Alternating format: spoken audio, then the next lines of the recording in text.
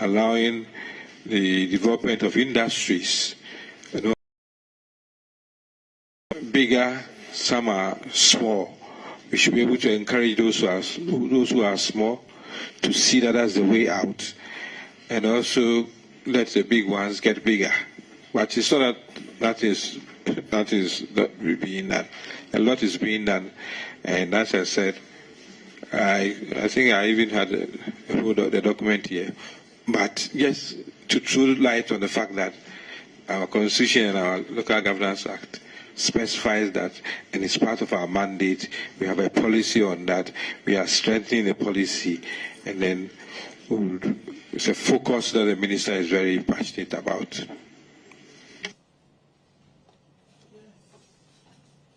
Yes, Honorable, you are going to ask your incoming resource state a question.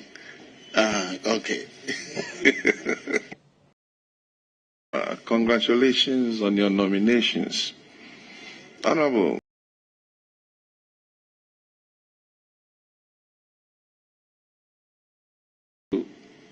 assisted your minister in the local government ministry to add 6 more regions to the hitherto 10 regions in this country. With the addition of the 6 new regions, can you tell us whether they have regional offices? Indeed, they have all the logistics they need in order to work. Thank you so much. I don't know whether you just saw Honorable Deputy Minister for Finance. I'm not here, so started talking about money. Well, we used to have the Ministry of Regional Reorganization and Development. I was not part of the ministry. It was Honorable Martin J. Mensah, who was deputy to Honorable Dambuchi. So for the second term, that ministry has been absorbed into the Ministry of Local Government, Decentralization and Rural Development. We could see that a lot has been done. The statistics show that, indeed, for the 6 regions, they've become very fortunate. Fortunate in the sense that the kind of drive that the minister led in getting these regions created, which indeed is phenomenal, it's history. And probably we are not saying enough that we decided to add 6 regions to the original 10 to deepen democracy, to fast-track development, and to bring governance to the doorstep of the people. So much has gone into it. As at the last count, if I'm right, for about 50 projects which have been earmarked, but about 33 of them had been completed. The rest had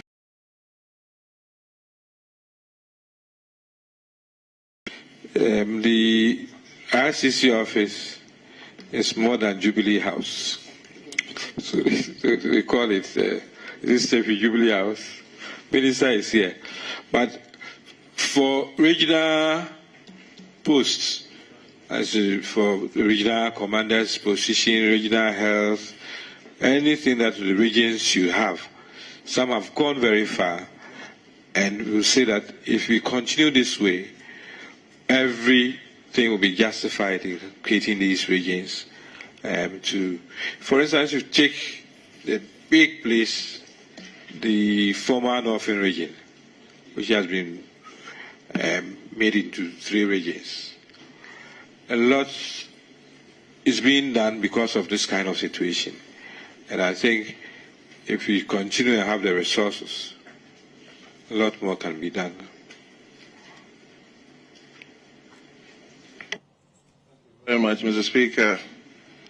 Honorable Amoah, in carrying out their functions as expected of them,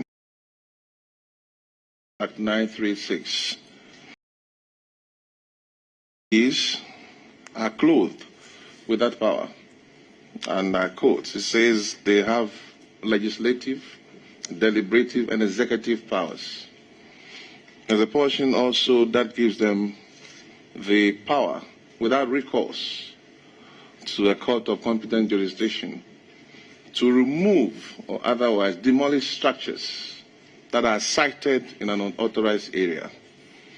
When giving the nod, taking cognizance of the current situation we find ourselves where people have encroached on almost all government lands that were acquired through an executive instrument, how would you assist your minister when giving the nod as the Minister of State to empower, as it were, the MMDCs to perform their duties without fear or favor? Once again, clothed by at 936. Thank you so much. For the MMDCs, the first thing that we've been trying to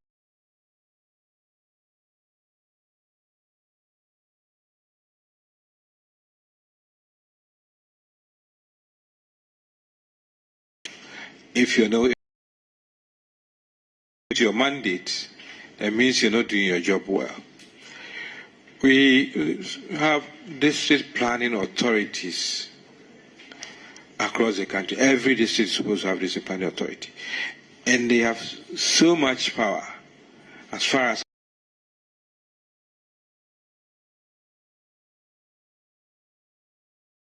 land use and spatial planning authority has now been brought under our ministry.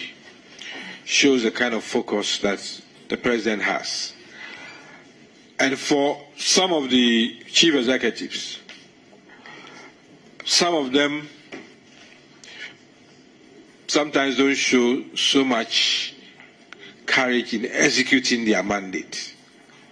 As you said, if you look at the law, when it comes to unauthorized siting of structures, the law mandates chief executives to give notice, to ask the offenders to abate, to even ask for modification, and eventually serve notice and then go ahead, if possible, to demolish.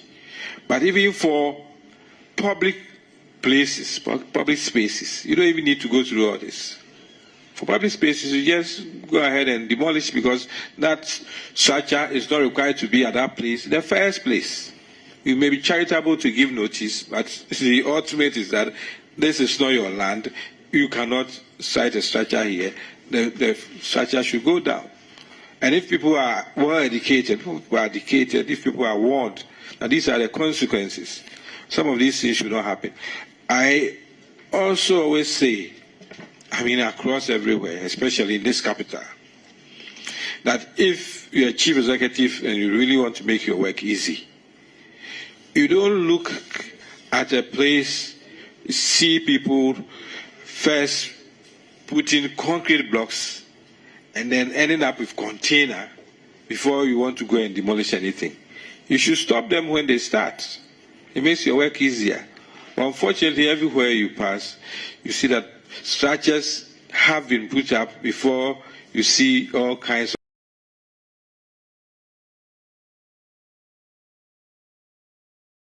If you have to demolish it, you can surcharge those who put up.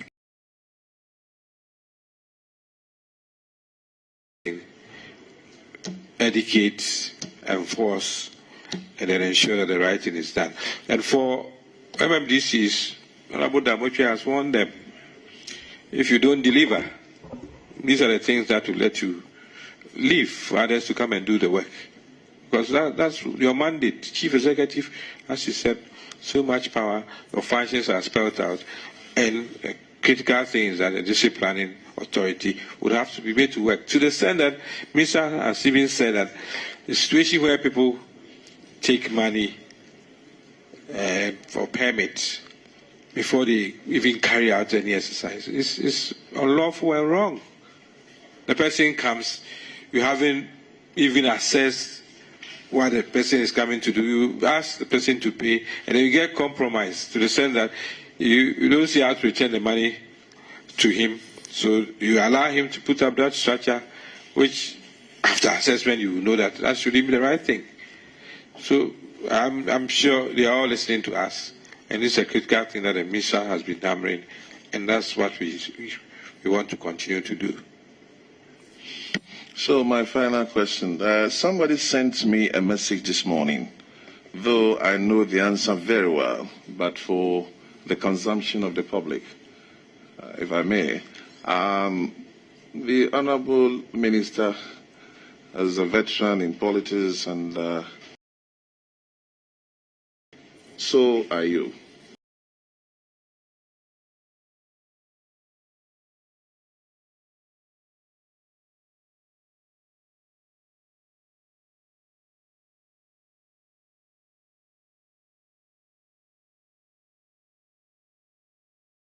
A healthy working relationship between the two of you. Thank you very much.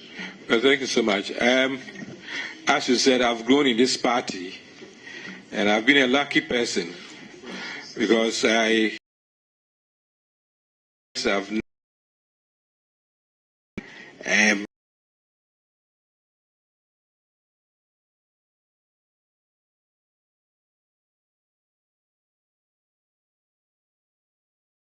Ministry, Haji Alima Mahama, we're very close, and now Minister Damboche.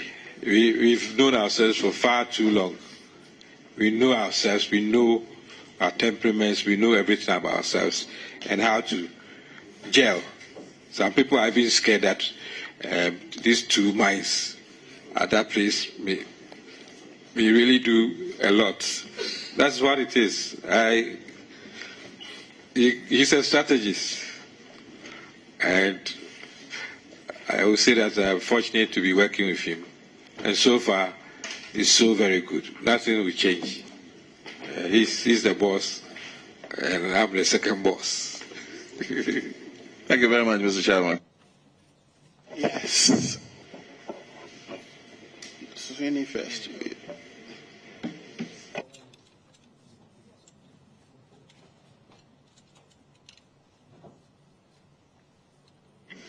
Thank you very much, Mr. Chairman. Honourable nominee, I will start from a discussion we had the last time you appeared before this committee. It had to do with a company called Ghana First Company Limited, and how that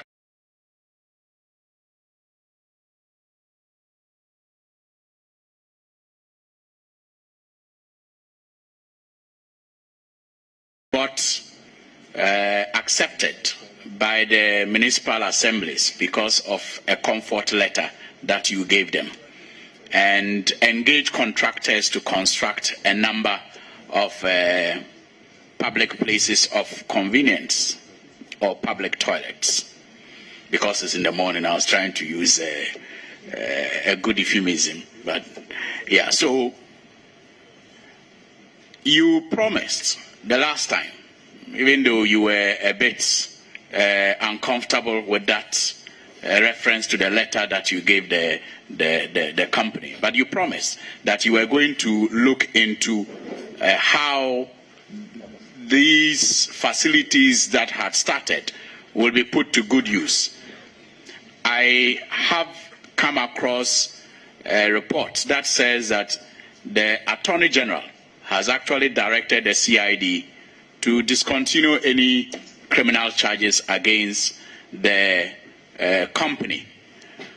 The point, however, remains that these facilities started across the country are still unfinished at various levels of completion. The contractors unpaid, and the assemblies unable to decide or to complete, unable to complete these structures. What have you done about this matter since you appeared before this committee and got its approval to be a deputy minister again? Well, thank you, Chairman.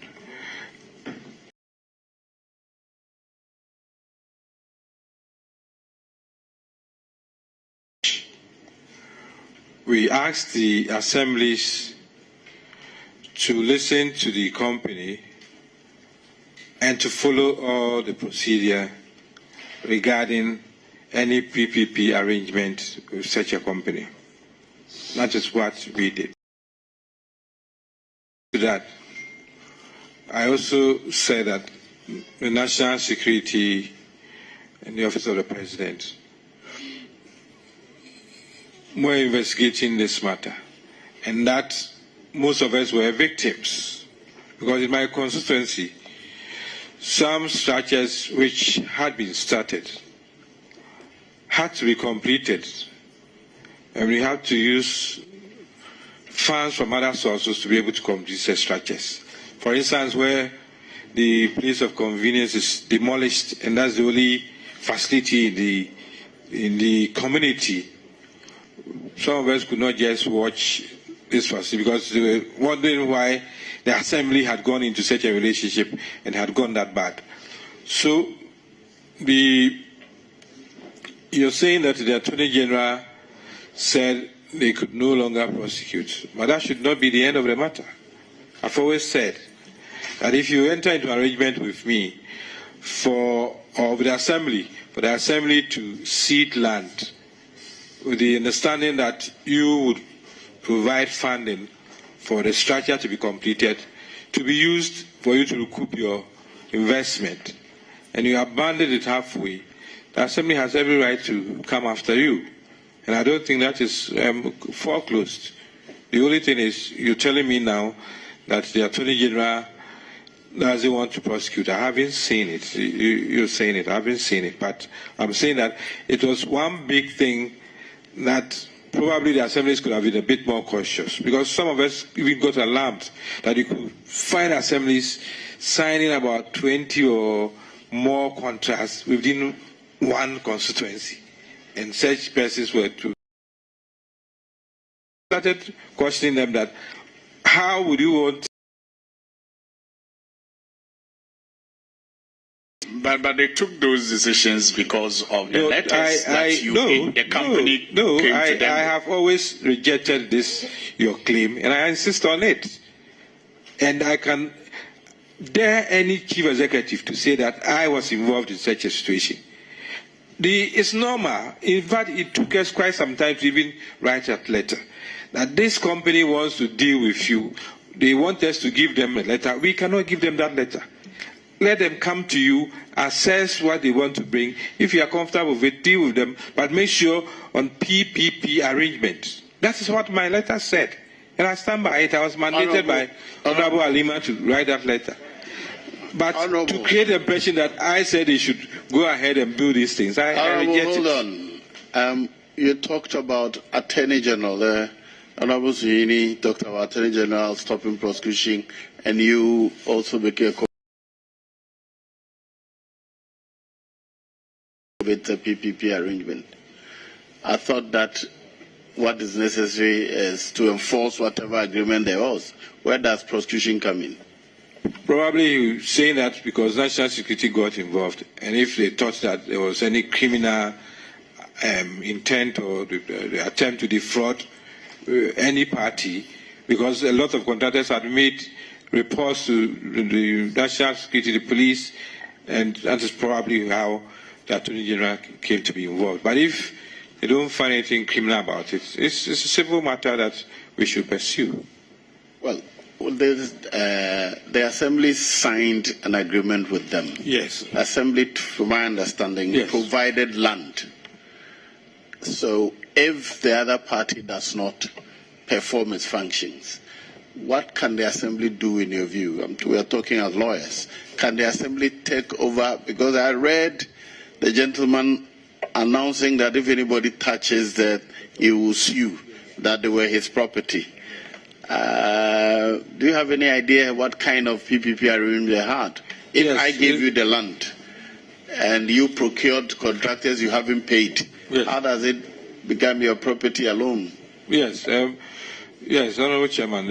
Indeed, the company carried out full-page adverts threatening to take anybody on because we were also threatening to exercise our rights. I thought it was empty threats.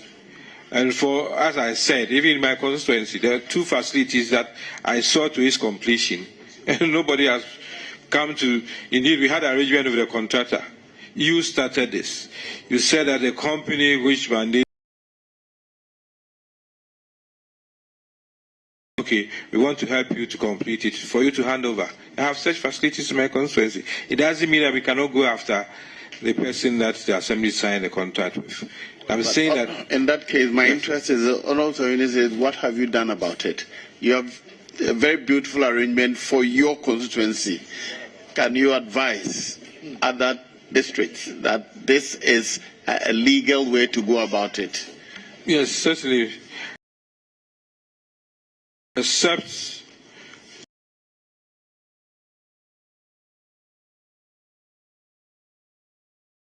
this for each case. I'm saying that in my situation, we managed to sit down with the contractors and then engage them to complete this fast, but not even all. Because a major problem that we have is where MMDCs sign so many contracts. Oh, we'll give you money to build this, we'll give you money to do, and you were wondering how they were going to do all these things. Beautiful idea. We want to build a rest stop. People can stop. We make money out of it. We will take your share because we bought the land. Halfway, the whole thing was abandoned. We have a right to go after them, case by case. I'm saying that assemblies should so pursue it, unless anybody is compromised. That is a different matter. Unless anybody is compromised. Otherwise, the surest way is to go after them and exact what can be taken from them as we move on. And that should be a lesson to anybody who wants to engage in such a situation. All right. Thank you very much, Chairman. These follow-ups have been very refreshing. I just needed to put that on record. But, Honorable Nominee, I want to move on to the Constitution.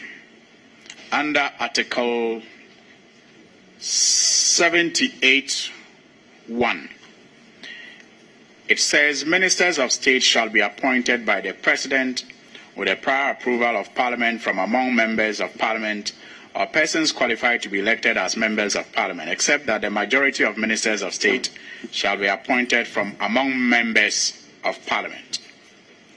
Then 79(1) says the President may, in consultation with the Minister of State and with the prior approval of Parliament, appoint one or more deputy ministers to assist the minister in the performance of his functions. Now, you are nominated as a Minister of State at the Ministry of Local Government and Rural Development. There is a substantive minister. I'm not even interested in whether or not that substantive minister has to be consulted before you are appointed, because you are not a deputy minister. So perhaps that consultation is not necessary. But the Constitution,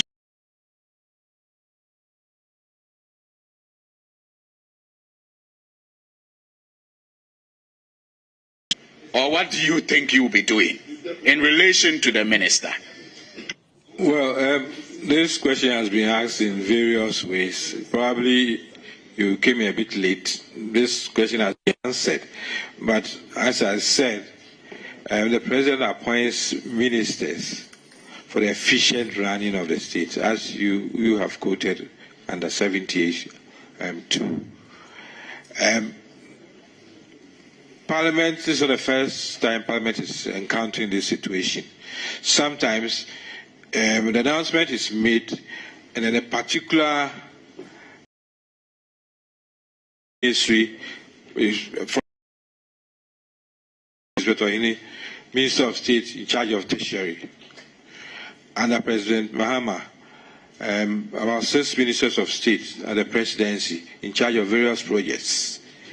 Under President Kufuor, Professor Yanka, Minister of State in charge of Treasury. Sometimes I get you, and that's why perhaps Yes. your assertion that the question has been asked is correct. But I'm saying, in relation to the minister, Yes. what will you be doing? Assess? That's why I've given Because you you are examples. both ministers of state. That's why I've given you examples that Minister Hini was Minister of State in charge of Treasury. Professor Fobi was the minister. Professor Yanka, Minister of State in charge of Treasury. Honorable Matthew Boku-Prempeh, Minister. Honorable Akuto Osei, Minister of State Finance. We had Honorable Barredu, the late, as Minister. So, Chancellor Dubois, this Parliament approved. Professor Yanka, this Parliament has approved as to what I'll be doing as a Minister of State.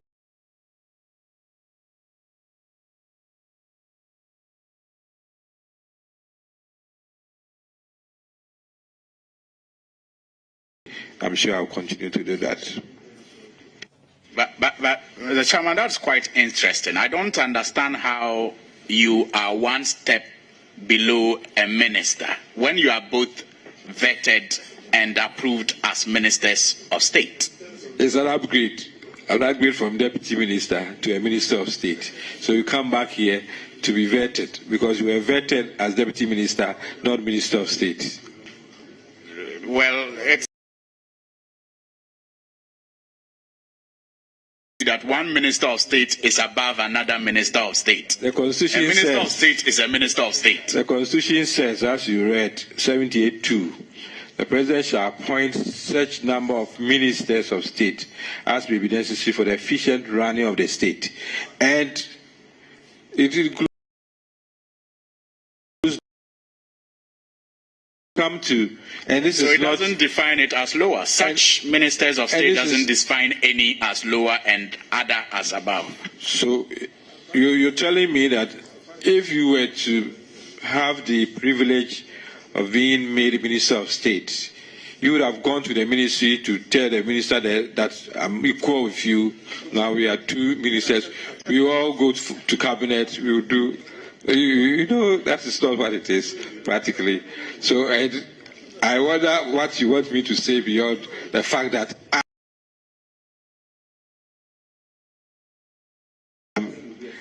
I'm a step below, but a step up, Deputy Minister.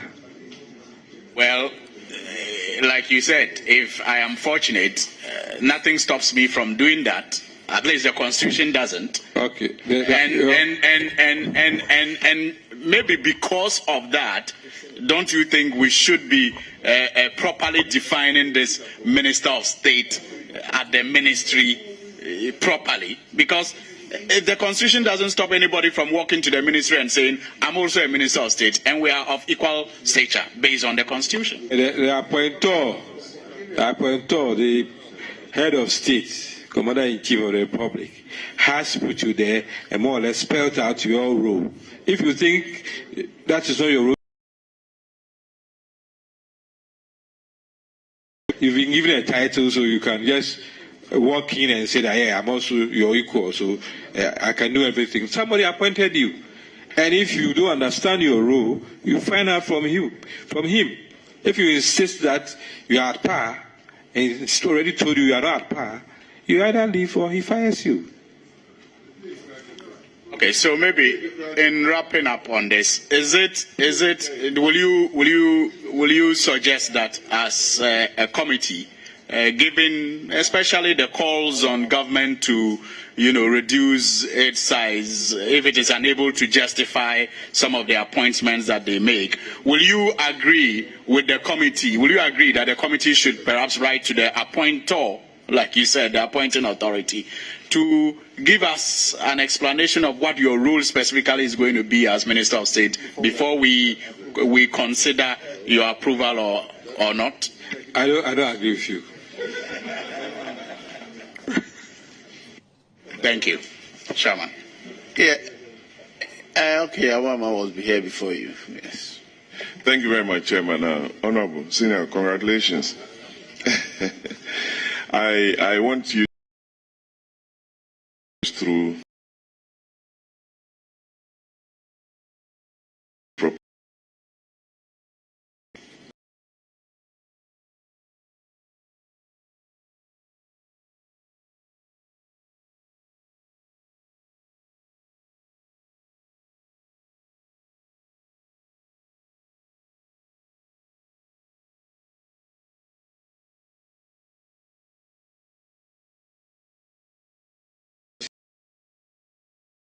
has been taken. It's now government policy that GRA should assist the assemblies to be able to collect property rate and a certain sharing ratio agreed upon. And indeed, this House passed the budget. It's one of the revenue streams. But there's a background to it. Indeed, the Minister of Finance had been complaining for some time, and the kind of revenue they expect from property rate administration is a bit disappointing. Of decentralization, it says that assemblies should have the financial base with reliable and sustainable revenue. And if you look at the sources of revenue for the assemblies, property rate collection is supposed to be one of the major sources of revenue. But indeed, Honorable Damboche authorized for such a search or study to be carried out for the past 10 years. And I have some of the details here. Indeed, the assemblies have not been able to meet the required level, some as low as you may think of big assemblies. And they have their own challenges. The mode of collection, the billing system, the enforcement arrangement, and almost every sincere person complains that indeed this is not how it should go. Those who have had this experience of paying property rate, properly so-called, are the first to complain that elsewhere you see your road starred, you see other facilities provided, and when it comes to property rate, we collect peanuts. Sometimes even for years no assessment has been made. So this whole arrangement of GRA is to bring in a certain reform and dynamism which should let us reap so much from the property rate. And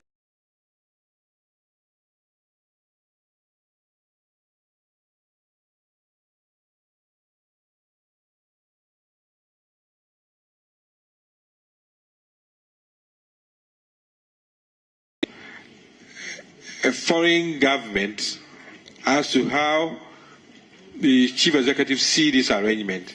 And they say that that is the best way to go. Some have even confided in us that indeed when it comes to enforcement, they are handicapped. We need a situation where people will be named and shamed, people will be prosecuted.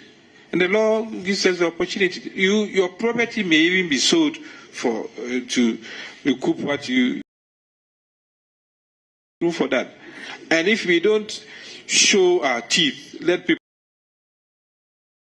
know the assembly, this is the extent to which the assembly can go to recover, we will not get anywhere.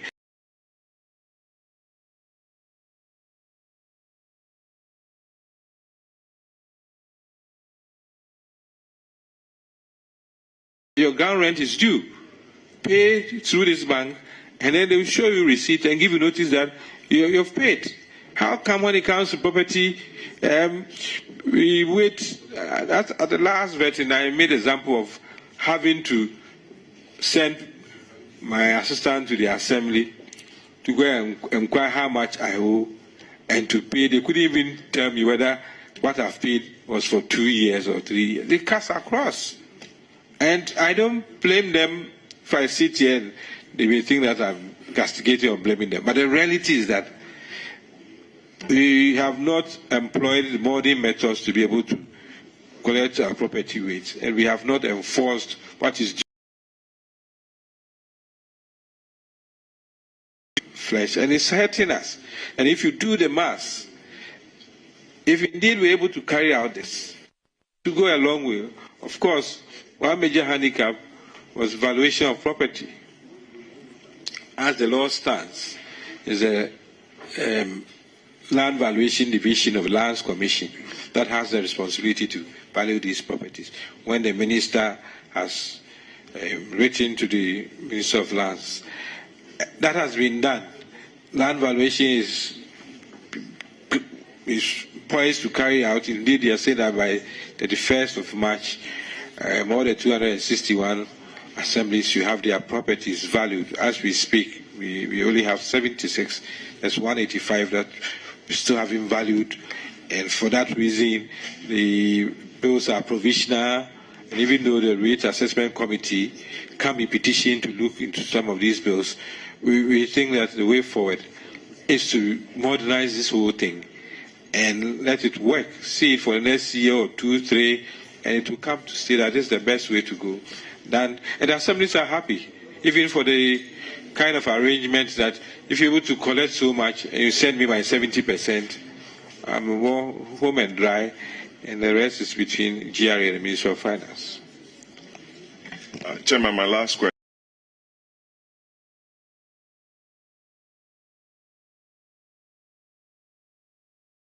I can see some smiles on your face. Where are we on that? And congratulations. Thank you. You may have to tell the committee that you are an interested party and there's conflict of interest. Those who have properties there, their properties are appreciating. I have admitted the question, so kindly answer. Those who have properties there have their properties appreciating by the day. Thankfully, the contractor is on the road doing very well. Fair Sky, Kuwaiti Fund, we had to do a lot, but thankfully the president came to cut the sword, and from there everything is moving. We are hoping that has been given to the contractor. Funding will also be available at every turn so that the project will be completed on time. As you said, it starts from Dobi Kwameya. Most of the communities are in my constituency, up to Kitase, and even Shashi University would also benefit from this. So, I mean, when we appeared before the Finance Committee on this,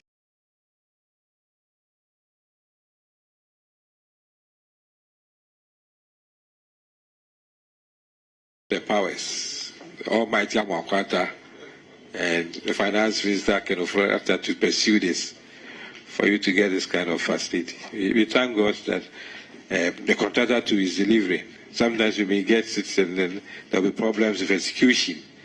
But so far, it's going very well. Thank you. And your property is appreciating. And apart from you yourself, I know you have clients too whose properties are appreciating. That's out of order. Yes, Zara. Thank you, Mr. Chairman. Good morning and congratulations on your elevation. I suspect you would have done some brilliant things that would have caught the eye of the President for you to end this elevation. My question, Honorable, is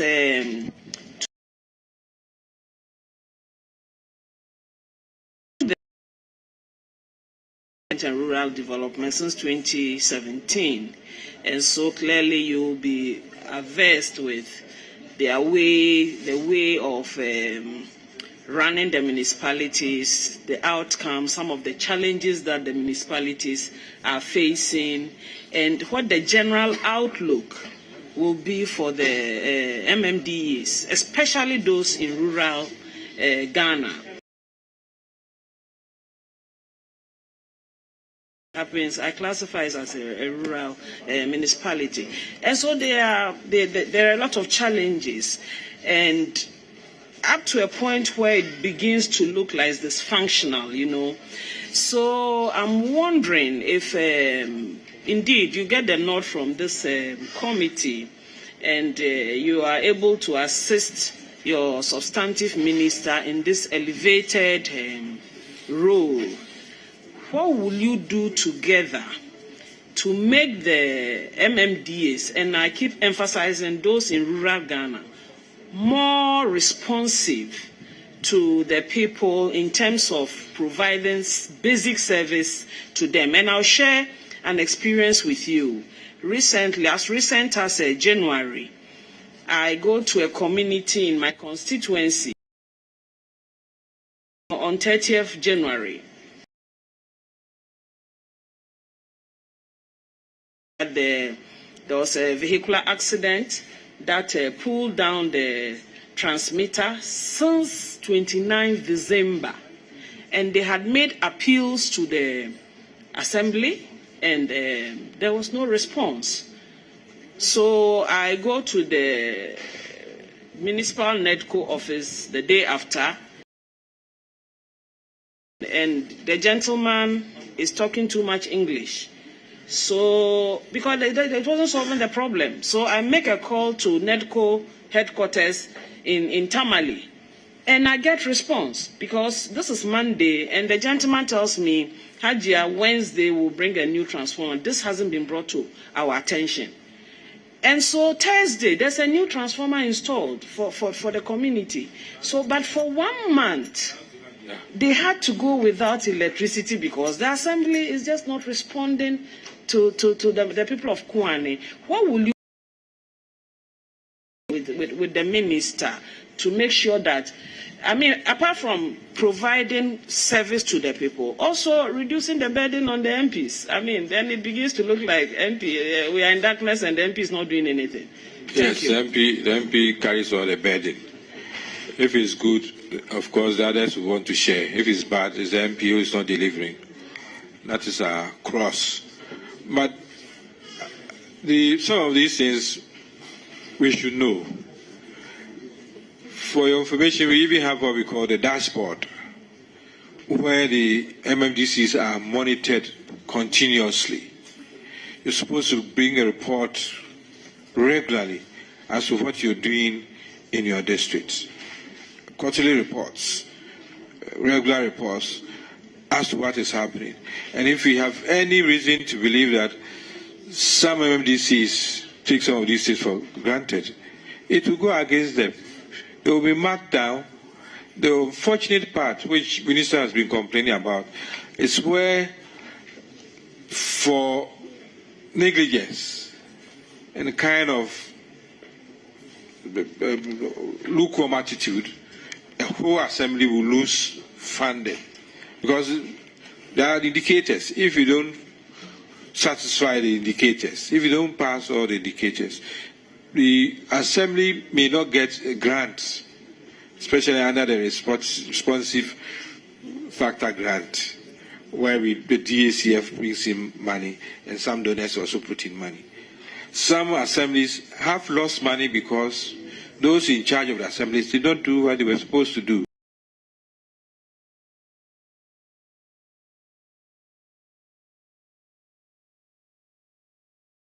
To let us know. We also find a way of getting to them and finding out. Then we do. Just by now, technology, just a message. Respond to this. Why is this happening? It goes on every time. But as you let us know some of these things, we also ensure that they give us the right responses and also assess them in the light of some of these things. The president is the appointor. But if he gets the report and he believes that enough assessment has been done and people are not delivering, he's the manager. He has every right to substitute players on the field for the players to play the rest of the match for victory to be community to also benefit, like what you carried out and then the results that you had. Thank you so much.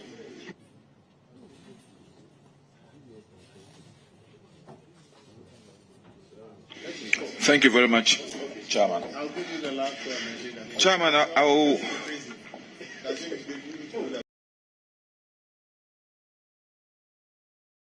Afflicted by. I want to take the responsibility of making sure that my very good friend Obi Amoah respond to certain issues.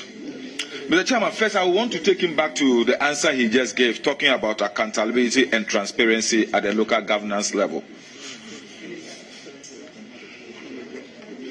How do you measure the current system we have as being transparent and accountable to the people for whom local governance is supposed to help in their development? Your question is so broad, but I'll attempt to put in within a certain bracket. Yes, indeed.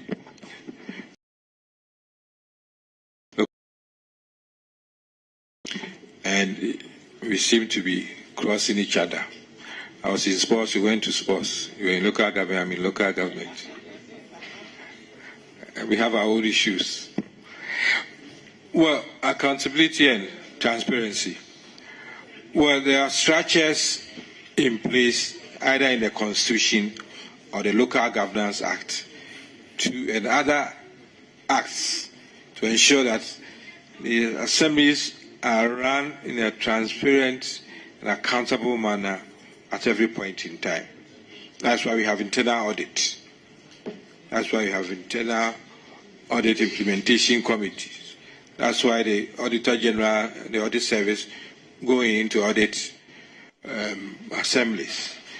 The essence is that everything that you carry out should be within the law and should be under your mandate. So whether it's the Public Financial Management Act, whether it's the Internal Audit Agency Act, whether it's the Procurement Act, all the laws are in place for you to also ensure that you do the right thing.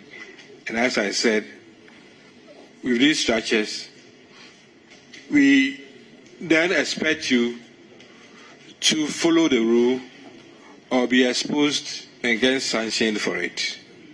Sanctions can be several. Indeed, there's a report here where the Auditor General has recovered disallowed expenditure from 2017 to 2020, and of course payroll savings. The Auditor General has this whole report, and it's part of being accountable and being transparent. To the extent that you've been made to even pay back some money, that may not even be the end of the matter. You can be sanctioned administratively, and if, as I say, if you don't live up to expectation, you face the consequences. So the laws in the Constitution demand accountability and transparency. And we must also admit that there's a lot that we still can do, in a sense that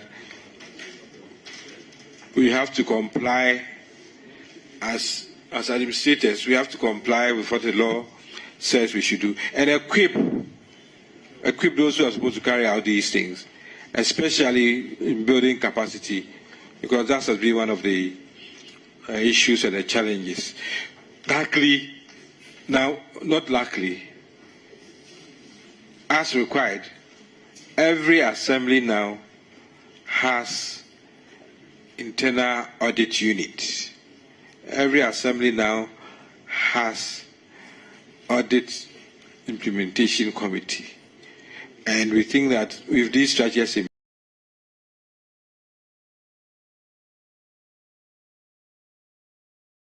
has every right to audit and then sanction and bring reports to us for us to also do what we are required to do. I said your question is broad enough, but that's the area I want to pick and talk about. Mr. Chairman, thank you very much. I just want my brother to also take the responsibility to assist and to work together with Honorable Damboche to expand the transparency and accountability desk at the ministry and in all the MMDAs. It's very important for us as far as our development partners are concerned. My next issue has to do with the issue of fiscal decentralization. The most effective decentralized governance is the one that devolves responsibilities with fiscal responsibility. Our decentralization has been said to be still toddling because we've not really complied with that most important aspect of this, which is the fiscal decentralization. What do you think we can do to enhance fiscal decentralization so that the assemblies will be able to have the resources to support the devolved functions that have been thrusted upon them? This subject has been discussed. In some parts, the issue about revenue generation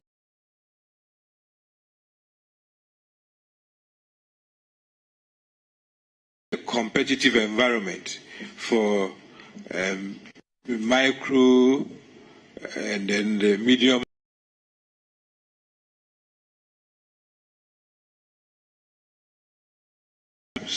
one district, one factory to get the assemblies or the communities and the districts moving in a certain economically viable tangent. All those are issues that we've discussed here. There are some that, as I said, for instance, the local economic development, how the ministry has a policy in place, how the minister is so critical about it, passionate about it, and how we're moving in a certain direction where we want to get every district to harness its potentials and not only to depend on the center, but create that environment where business will thrive. And of course, we just talked about property rate, how we can make so much from property rate. If we put the right structures in place, if we modernize what we've been doing all these years, and then ensure that within the next year or two, we make so much for the assemblies to also carry out other projects, other ventures that they have to do. Yesterday in our meeting with the nominee for chieftaincy, he enumerated how vital, important our traditional authorities as being part of the local governance system.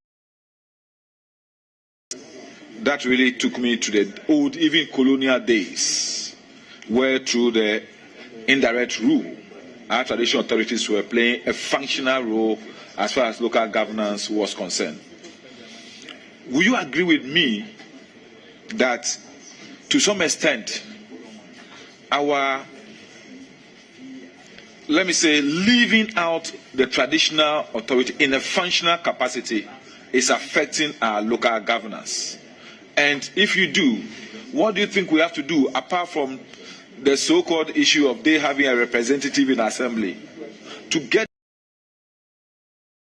about land tenure, development, environmental degradation, galamsey, and all these things could be effectively policed under the local governance system? Well, that is another topic on its own. I remember when we were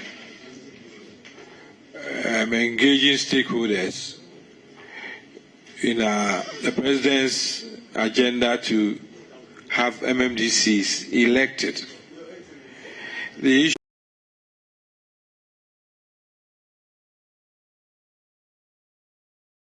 get referendum in place in 2019, by 2021 get chief executives elected. But within the 2-year period, a lot of constitutional issues to be looked at so that we will have such stakeholders like chiefs also playing their role in the assembly. Unfortunately, we haven't been able to reach that point. I think that for us as political party players, for us as members of parliament, we need a bipartisan approach to some of these issues. We went very far in getting to the first step about this whole.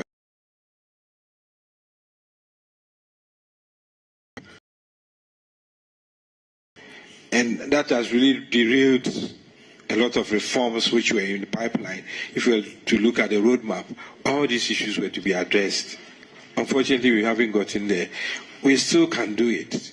Let's form a bipartisan group in Parliament here, agree on a lot of these issues, and say that we have built a consensus as to the way forward in the political decentralization and then participatory democracy at the local level. Some of us may have looked at the positive points that you have raised and say that why not we can look at it this way. So some of you too should look at the positive sides of what we've raised. Indeed,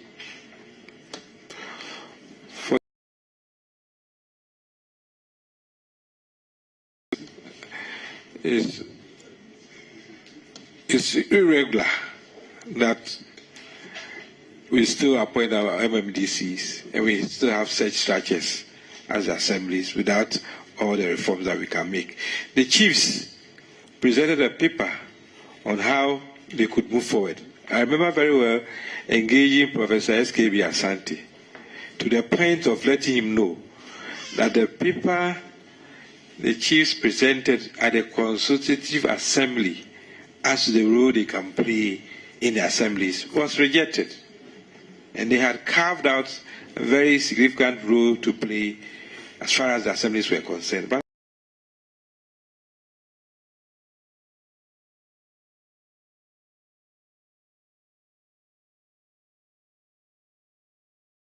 to the assembly as government appointees for them to also play their part. But moving forward, I think some of these things, some are constitutional issues that we cannot just wish away. We'll have to agree, especially for us in Parliament, that this is the way to go. And then we do it. After, yes, then we come to leadership. Thank you very much, Mr. Chair. Honorable Obi Amoah, I congratulate you. Our colleague, of course, you headline. During the conversation regarding Article 78, the scope and effect of Article 78 that Honorable Suini brought up. My understanding of Article 78, and correct me if I'm wrong as senior counsel, that it's entirely possible for a president to name a list of ministers, transmit it to Parliament without even attaching portfolio. Article 78(1). Is it possible? For efficient running of the state, sometimes you have to look at the norm and the precedent. Who is going where? And indeed, the Constitution even spells out the number of cabinet ministers. Even though every minister attends cabinet, it's not every minister who is a cabinet minister. So, for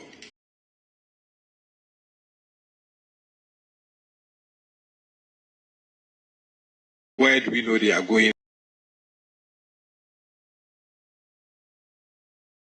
So, if strictly you want to go by the Constitution, there's a lot that the President can do. But as I have said, I mean, if you look at the presidents everywhere, not only in Ghana, there's always a portfolio. Except that once you've invented, let's say you've invented a Minister for Energy, if you have to become Foreign Affairs, even though we will ask you questions probably on energy, if tomorrow the President says, go to Foreign Affairs, you are gone. You don't come to us again for us to know whether we can examine you again as to whether you are competent to be Foreign Affairs Minister. As he said in Pimeni Sound, but I'm just using you as an example. Yes, so that's what probably I'll put. Thank you. The reason I take this position is because it's very important for the President to do a reshuffle without coming back. So the appointment is to the person. So we are testing whether you are suitable to be a minister of state, not necessarily to be a minister for so and so, ministry. And that is my view. In fact, you said that it is a norm, but I know, for instance, in Nigeria, when the president transmitted his list of ministers, he just sent the names. After they were vetted by the Senate, then he now puts, you are going to this place, you to this ministry, you to that ministry. And that is, but that's just for the discussion. I have one cohesion project. The key areas for focus. Now, my understanding is it has to do with climate, resilience, security, and so on and so forth. Can you educate me more on, and what are the timelines for rolling out, and what do the districts stand to benefit as far as this project is concerned? Thank you very much. Mr. Chairman, I have no further question. Yes, thank you so much. To the earlier discussion, the President, after swearing in ministers, the following day can do reshuffle and change all the portfolios, and he's entitled to do that.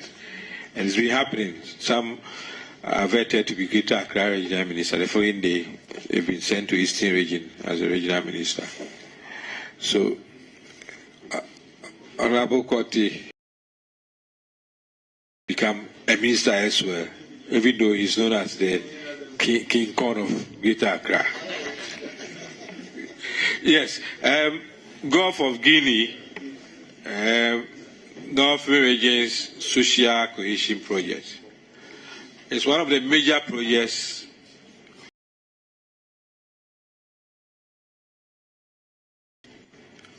Ghana Productive Safety Net Project. We also have the Ghana Secondary Cities Project. They are all key projects in the ministry. But for your question, the Gulf of Guinea project, which we call SOCO project, Social Cohesion, involves 48 districts. When you asked me the question, I tried to pull out the document here. We have 11 from Upper West region, 15 Upper East region, 8 Northern region, 6 Northeast, 4 Savannah, and 4 OT. As the name goes, there are 4 countries who are involved in this. The World Bank facility contracted by various countries. Ghana has gone for $150 million to be able to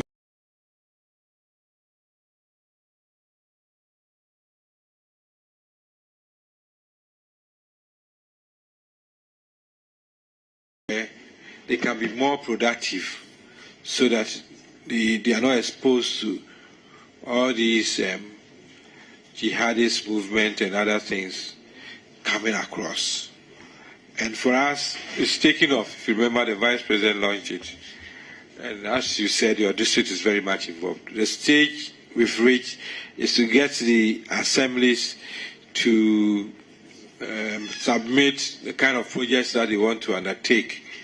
And then how you also get involved so that within the mandated period, we should be able to invest in communities to show resilience and inclusion and to get the youth more occupied and also build structures to make it worthwhile. And for that, it's quite some substantial money that the government of Ghana has contracted to be able to develop these districts. And as I said, it's not only about this project. For the safety net project, you're talking about 100 districts. And for the secondary cities, 35 municipal assemblies. All these are substantial sums contracted by the government of Ghana to be able to develop these communities. And I think we've discussed your place before, but you're always welcome for us to get you more involved, even though you are required to be involved, as to how far we've gone with your assembly and the whole project. I don't know whether I've satisfied you in answering, unless you want to know more, which the minister has always told you that you are invited. Okay, I think I should come to leadership now. All right, I'll give you one for Senior. Congratulations. Sometime between 2017 and 2021,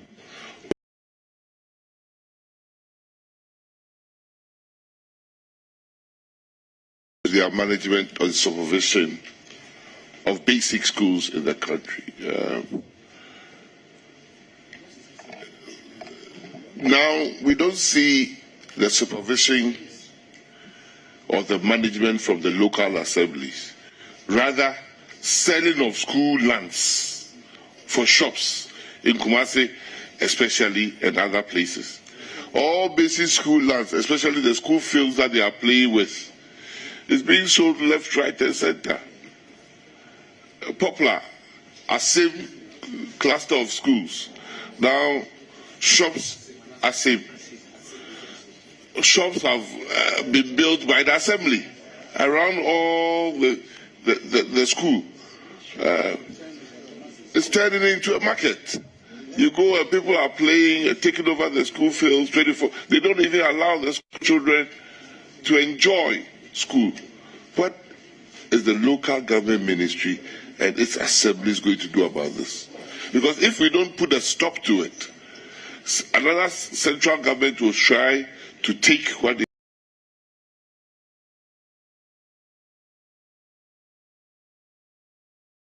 You've raised various issues, and I think the first thing we need to know under the Local Governance Act is the heads of department are part of the assembly system, and that if they attend meetings, heads of department meetings,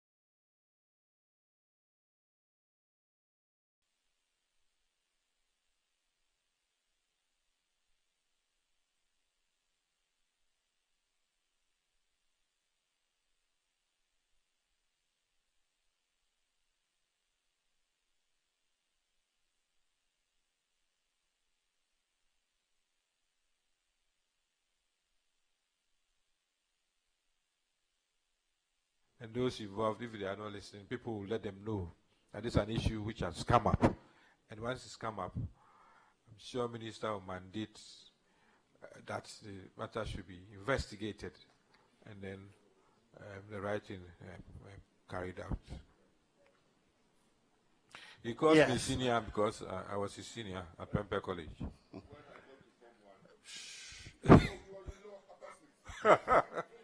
I was his house prefect. He was my house prefect. Okay. Yeah. Notice. Thank you, Chairman. Honorable Obi Amoah, in your initial presentation, you did say the number of ministers currently 85. Can you confirm whether it's 85 or 86?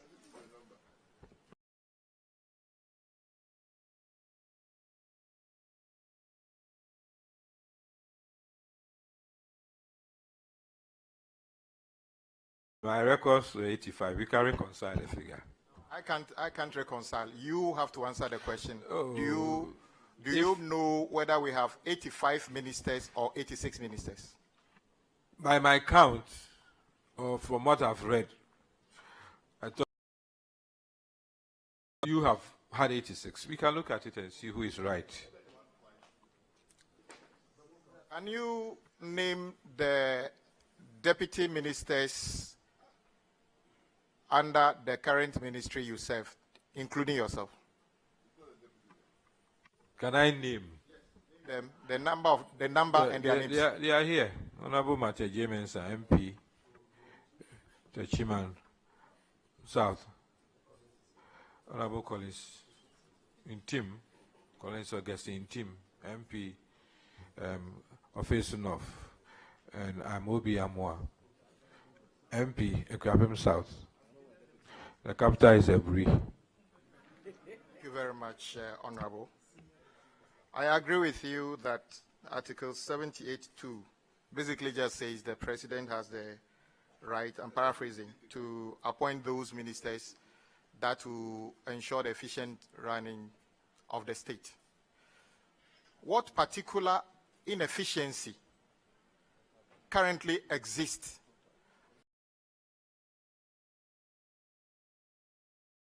you to be elevated to a minister of state? What is to ensure? So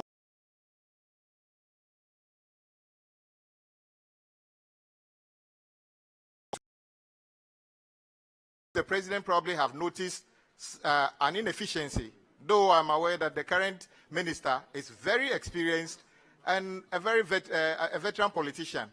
What do you see as the current inefficiency at the local government ministry requiring you to? Powerful man.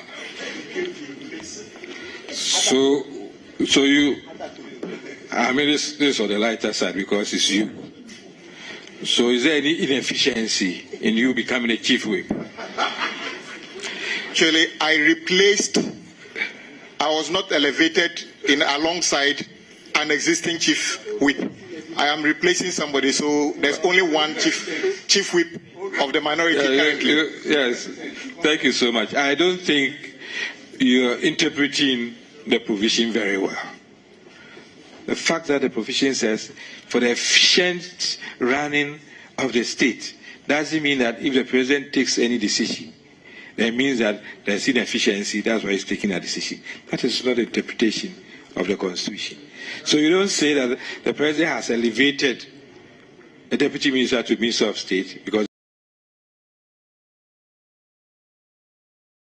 would be too constricted. If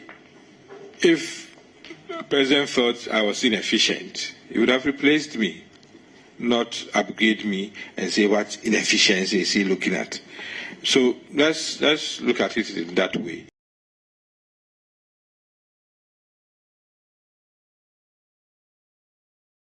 And the size of government, we've been here. I think we are still going back to the same situation.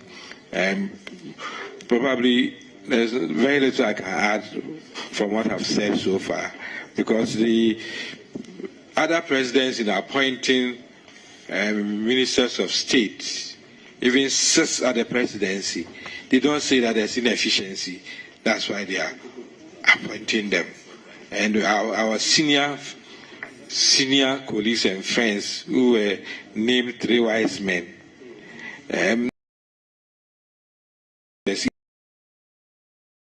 the president thought that he needed such team for the efficient running of the state. We can sit back and probably interrogate it, but that doesn't mean that it's because of inefficiency that he's placing anybody anywhere. I beg to differ on that interpretation. Well, my point was based on Article 78(2), and I read again. The President shall appoint such number of ministers of state as may be necessary for the efficient running of the state. The President is not supposed to appoint ministers for the sake action that will help him run the state efficiently. So the point I'm making is that you are 3 deputy ministers together with a very experienced leader as the minister. So the question is, what is the reason you? Is there an efficiency already within will cure? Well, local government ministry is a very large ministry. Very large. Indeed, it's being added on. I've sat here and spoken about 3 key projects that we have to deliver. So, if for any reason the president thinks that he can still keep this team at the ministry, I don't think that we are talking about inefficiency. And yes, it's for the efficient running of the place. We are still there. Apart from the projects that I've spoken about, the property rate administration is a huge area. Honorable Senior Deputy Minister, just answer questions. Leave the argument out. You answer the question, don't make the argument further, so we can move faster. Thank you. Thank you, Chairman. I was very excited when the President decided to completely remove the position of deputy regional ministers. Do you realize that the country didn't appear to be lacking any efficiency in managing the regions, even though the deputy ministers have been taken out? Have you? No, I don't agree with you. Not at all. I mean, even for a region to be run without a deputy, it's a very difficult situation. I mean, and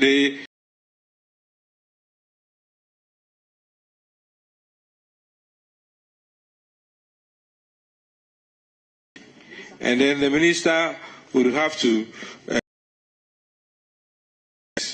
who runs the place? We have to take another minister from the center to go and run the place. So, for anything, so you disagree with the president for removing deputy regional ministers? You are putting words in my mouth. You were saying that it's working very well. I'm saying that yes, the situation is not as you see it. The situation is as you see it. You try to drive to a point where you say that if we don't need deputy ministers in the regions, very soon we don't need deputy ministers in the ministries. And very soon, one minister should run 4 ministries. I don't think we should get to that point.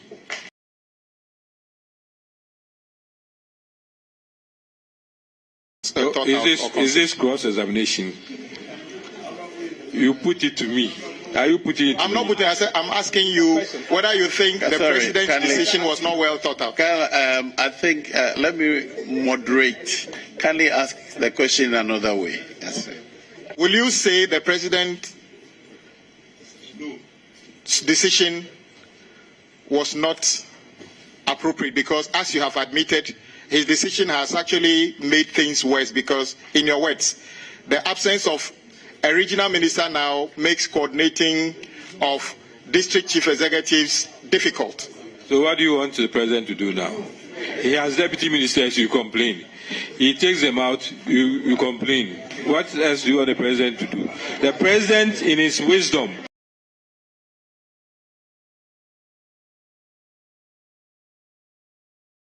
let's avoid arguments. You are not sitting here, now you're sitting there.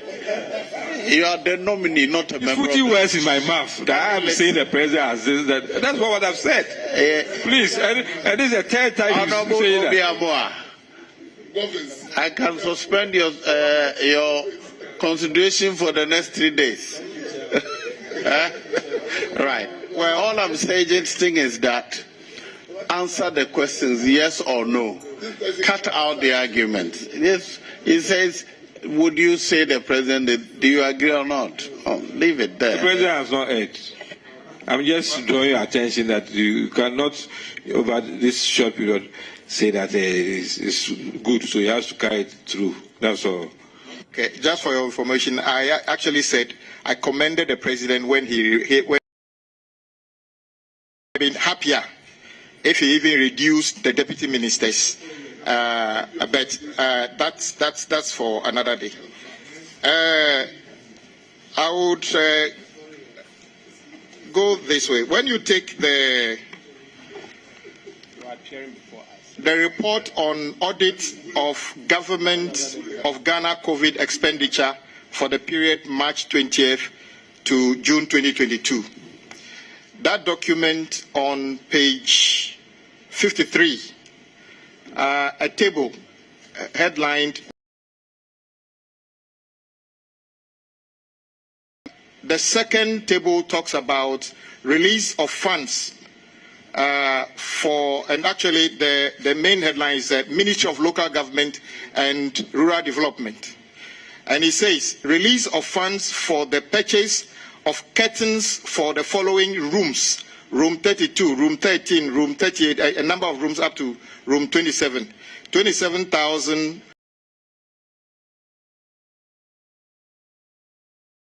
When things were difficult, do you think it was appropriate for your ministry to use 27,000 to buy curtains? Are curtains the most urgent things when you have a medical disaster in a country? Yes.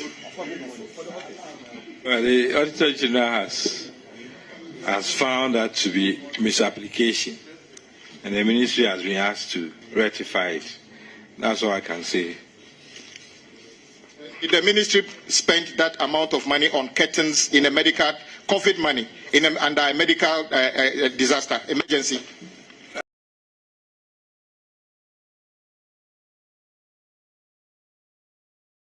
That's what the Auditor General has found out, and he says it's misapplication. So the ministry should rectify it, and that's what we're doing.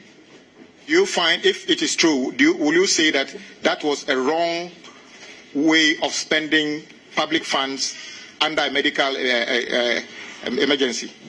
That's what the Auditor General has said, and the Auditor General is saying that the funds were allocated for specific purpose, and if for any reason you don't apply it to that purpose, then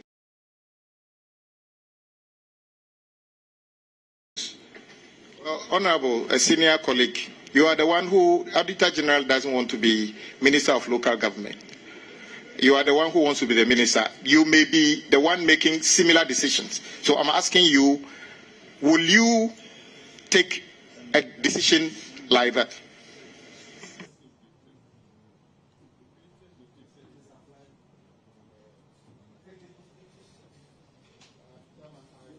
Thank you for the advice. I'll move on. My good friend, Honorable Henry, the Greater Accra Regional Minister, is not here. But I have this question as well.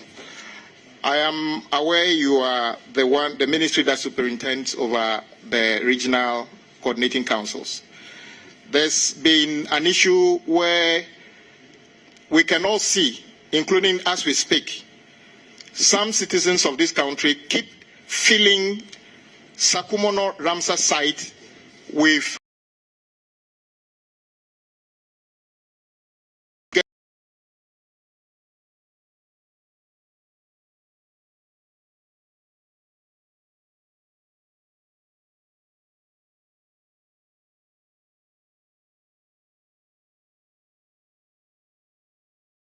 under the watch of the relevant district assembly in Tema. Well, Ramsar site has been in the news for quite some time, and I will commend the regional minister for the efforts he's making in ensuring that Ramsar site is kept the way it's supposed to be kept. There are reports as to how the land has been misused. Some encroachment, some without any authority, using the land as the way they want to use it. And indeed, as I said, the Greater Accra Regional Minister must be commended for all the effort he's made. If there are other reports which should indict any chief executive, I'm sure, Honorable Minister, instructions that he will give, will carry out the instructions to abate any untoward situation as far as Ramsar site is concerned. Thank you, Honorable Minister. On 29th of December 2015, there are various reports of an interview you granted where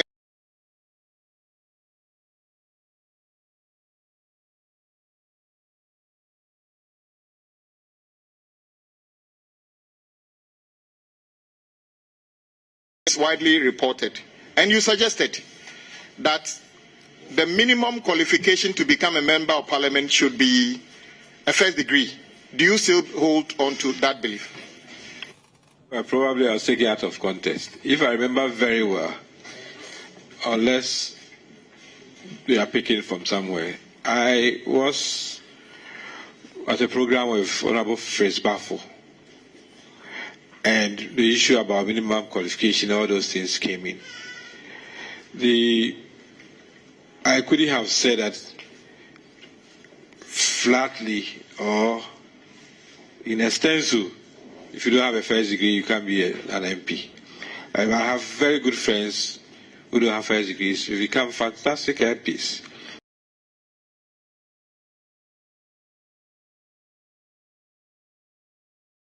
If somebody is outside the bracket, then it means he can't be a good MP. It was a discussion on how to enrich some of these things, and probably that's how it was picked, or that's how it came out. I would not make that flat, categorical statement when that is not so. I have very good friends who have excelled in their various fields and not necessarily holding a first degree.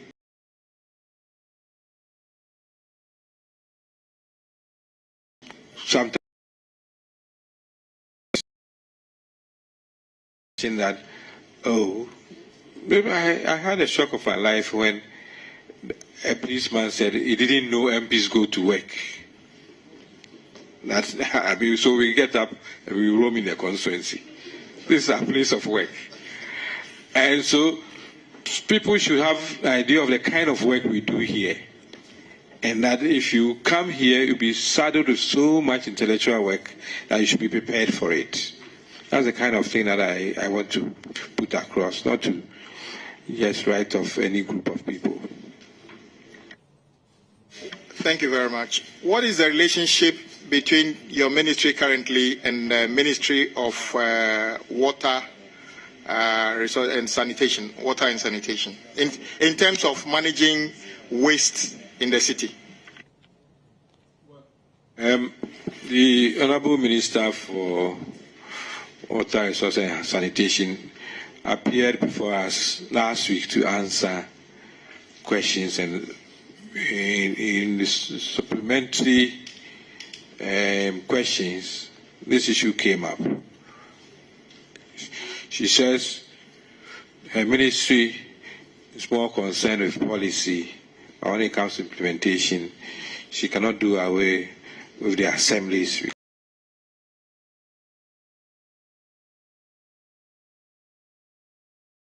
Policy level, they get to a certain level, but when it comes to implementation, you expect that our ministry will be involved because it is at a local level. Thank you very much.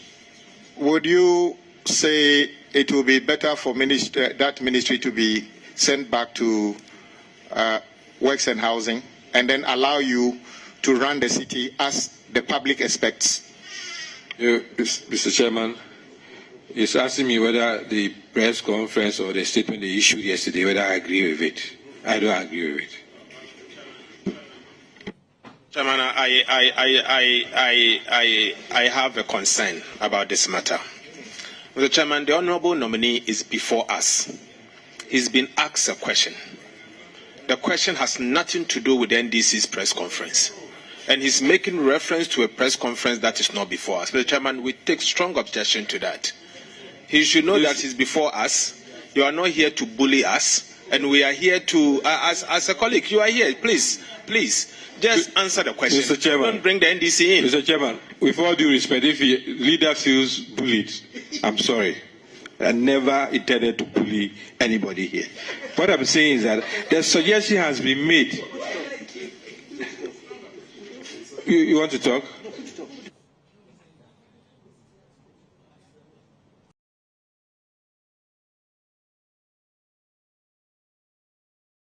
Because he can relate to what is already in public and says that the question is asking him to agree with their stance as contained in the press conference, but he doesn't agree with it. I think it's a fair question. Okay. Well, that is his Honorable, assessment. Okay. Honorable Obi Amoah, with a very experienced minister, your right-hand side, 3 of you being his deputies, also capable, will you say that your elevation, not because you are not qualified, yes, in fact, you could be any substantive minister in any ministry, and I agree. Will you say that your elevation has nothing to do with bringing efficiency to that ministry and therefore should not be approved? With all due respect, I don't agree with you. I'm happy you said that the management of waste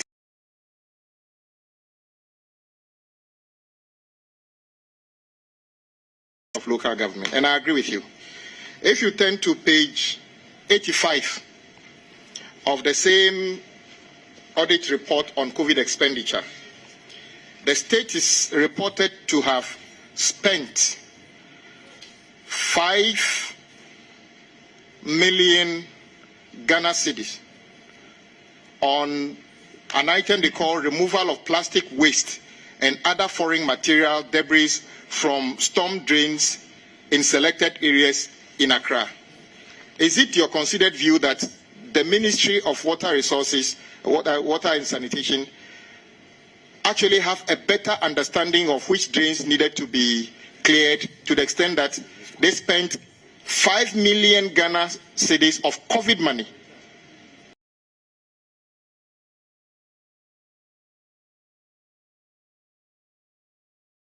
I don't really get your question. I'm asking yes. that I agreed with you when you said the management of waste and other things in the city. Indeed, when parts of Adaklo get dirty, citizens of Adaklo expect my honorable DC to be responsible for getting that cleared up through various means. And I agree with you when you answered by saying that Water Resources work closely with you.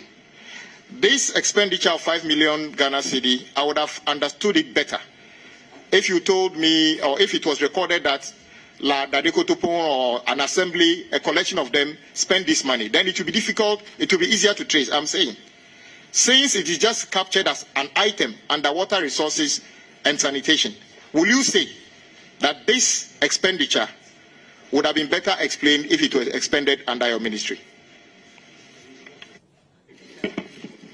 I still don't understand your situation.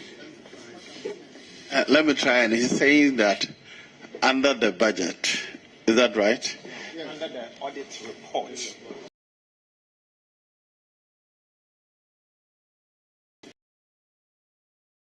Ministry of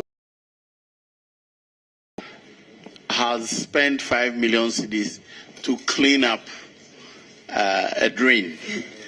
And in his view, such cleanup ought to have been done by the assembly. Would you agree?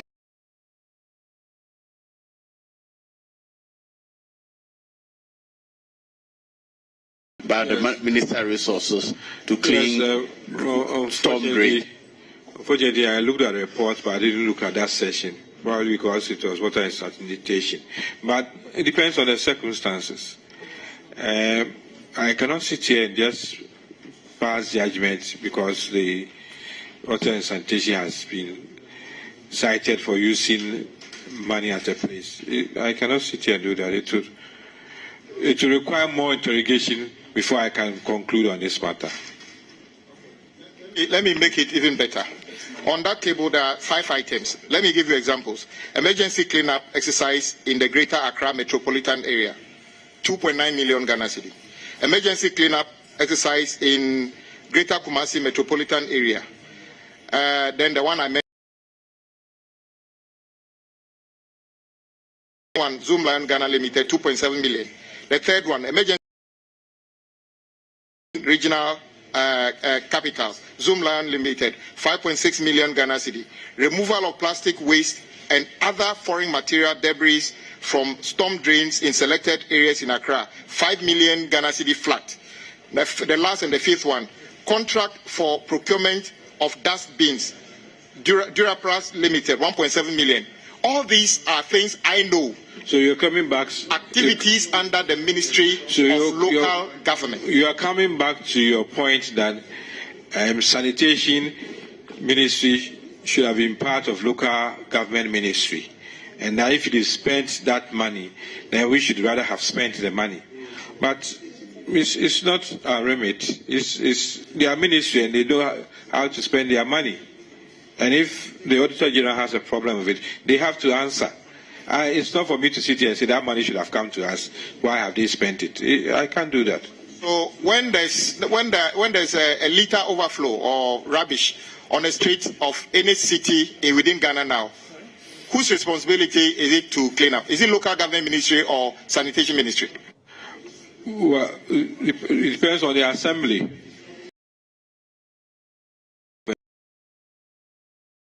To clean it, they have to clean it. But if sanitation has any resources and want to spend in such situations, I cannot sit here and say that it should have come to us. Actually, it was not their resources. It was COVID money. It was a health emergency. But it was listed under them. Are you aware of how the sanitation fund approved by this House, how much has been accrued so far, and what major expenditure lines have been taken care of so far? Well, I know the sanitation fund is under the Ministry of Finance. And then the Ministry of Finance has a say in how it's disbursed. I don't know the figure as I sit here. I know it's supposed to have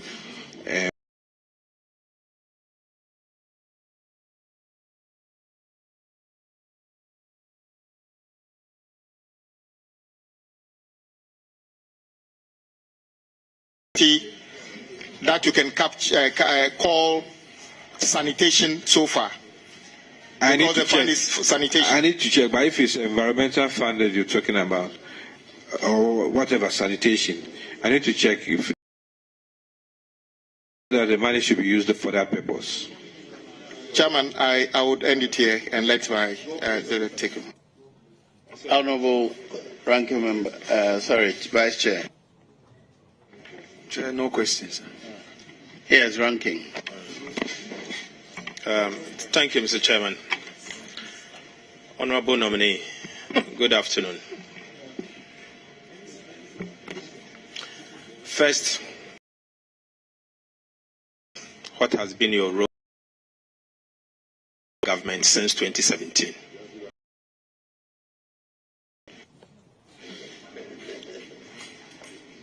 Thank you, Honourable Chairman. Thank you, Ranking.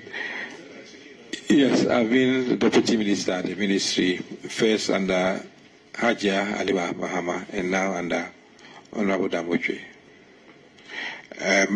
My role is as a deputy. You assist and you deputize. That's what I've been doing. So you have two other deputy ministers at the Ministry of Local Government. Can you educate us specifically your role as against the remaining two other deputy ministers? Can you educate us? As I said earlier, the ministry is very large. It's a big ministry, and we all have our roles to play. Supervising even the districts. It's been zoned into 4. As I sit here, I'm in charge of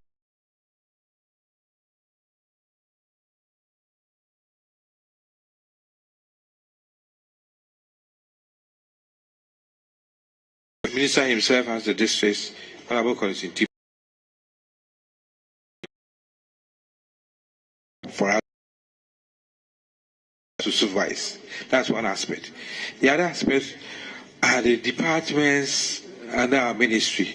For instance, when it comes to births and deaths, the minister will say direct it to Amoah.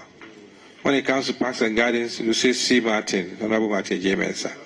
So we have our roles cut out for us in the ministry, and beyond that, you can be assigned any kind of role to play. So that we have all these projects, and the minister may say that, Soko, I'm not able to travel to Lomé, lead a delegation to Lomé, go and discuss and take off. Or go to Germany with finance minister to go and discuss all the bilateral agreements that we have, some of which concern us. And then I proceed.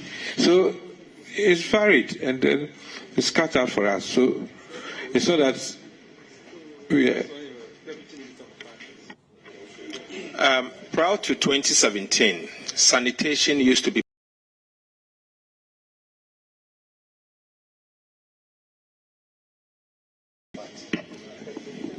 prior to 2017, yes. Yes, until a ministry was created. Do you agree that prior to 2017, we used to have one minister and two deputies at the Ministry of Local Government? That local sanitation used to be part of it. Do I agree? If you say do I agree, I don't understand it. Is it a fact or is it not a fact? If it's a fact, it's a fact. I'm asking you a simple question. You only have to give me yes or no. If you say do I agree, it becomes an opinion. Okay, I'm saying that it's a fact that there was a minister and deputy minister, so it's not about me agreeing. So how many ministers and deputy ministers at the time were at the Ministry of Local Government at the time? How many? Do your time. College Dauda, Yekum,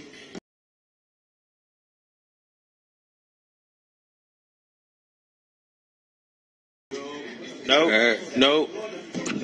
and okay, you clarify it. We want to find out whether at a time, how many deputy ministers were at the Ministry of Local Government, and a minister were at the Ministry of Local Honorable Ranking and Minority Leader, we've gone over this.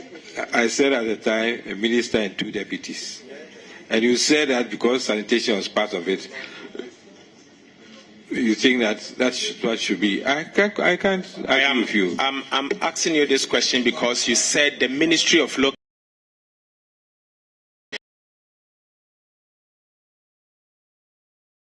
Proud to.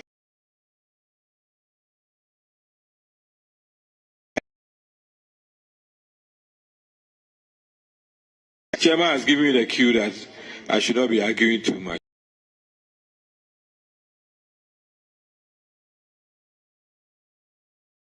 Two deputies. Not to then talk about how well it was managed, how efficient it was managed. It will lead us to another argument. But your point is that you had a deputy and a minister and two deputies, and you had sanitation attached to it, so it was bigger. I don't want us to extend this. Otherwise, I'll also tell you what has been added to our ministry. 6 new regions, new projects, new markets, and all those things. But so I don't want us to. So currently, I don't know. You said a new market. Do you manage markets? I said the Kuma.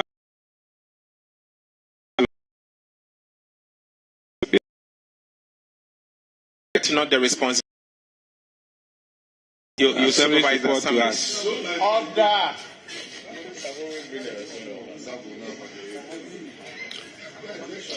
Honorable Ranking. The first issue was about size, and I'm saying And so I was giving examples. I don't want us to start dwelling on who has to build market. Who do, I think we can move on. Do you have a presidential staffer attached to your ministry? Yes. He's also the executive secretary for IMCC. So you have 3 deputies, 1 minister, and 1 presidential staffer, correct? He's the executive secretary for IMCC, but he works with us. He's the presidential advisor and acting executive secretary for Interministerial Coordinating Committee on Decentralization, which is provided in the Act, the Local Governance Act. Are you aware that he's paid under Article 71 or not? Oh, he's a presidential staffer. Then his name will be on the list. On the list as what? As Article 71 office holder or not? I haven't seen it. Honorable nominee, what will be your role as a Minister of State at the Ministry of Local Government? We seem to be repeating ourselves, and sometimes I don't even know. Let me put it this way. Yes. Will your role be different as Minister of State at the Ministry of Local Government as against your previous role as a Deputy Minister? If I'm fortunate enough to be approved by this House, the Minister and the President will sit down and decide on this matter. Honorable, there's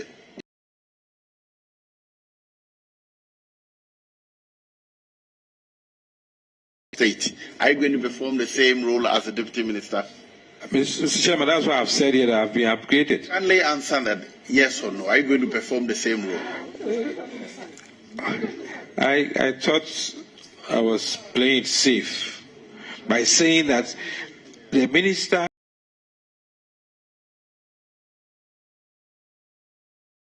Are you expecting it to be the same role as the Deputy Minister? No. That's what we were expecting from you. Yes, and I've said it several times, Chairman. Honorable nominee, you supervises a number of your district assemblies. Yeah.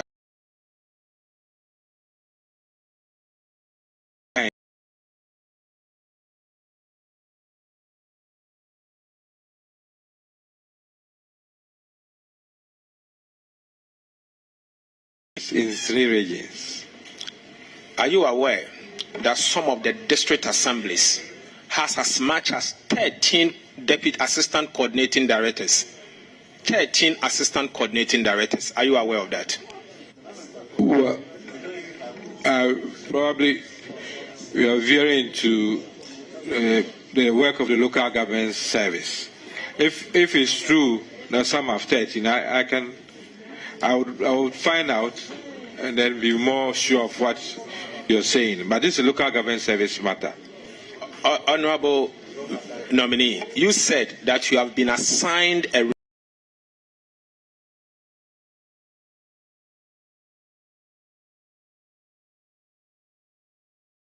way that some of the district assemblies has as much as 13 assistant coordinating directors. I'm not aware. I can find out from the head of local government service. I am telling you today, as a nominee and as a deputy minister, that some of the assemblies in my region, they have 13 deputy coordinating directors. In fact, if you go to Ewutu Senior West, Honorable Gisela Tete's constituency, they have 17 deputy assistant coordinating directors. 17. No, assistant. But I'm a bit confused. You said 13 assistant deputy coordinating directors. I don't know any position like that. Honorable members, order. The person.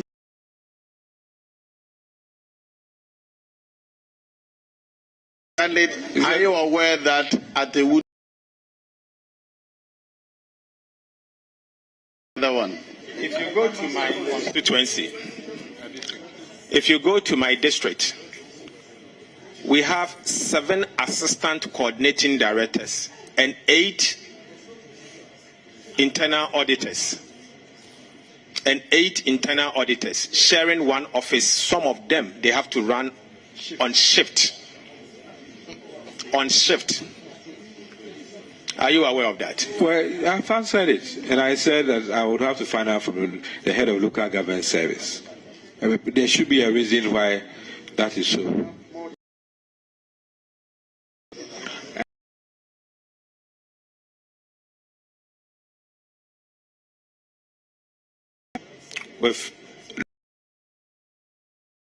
If you are running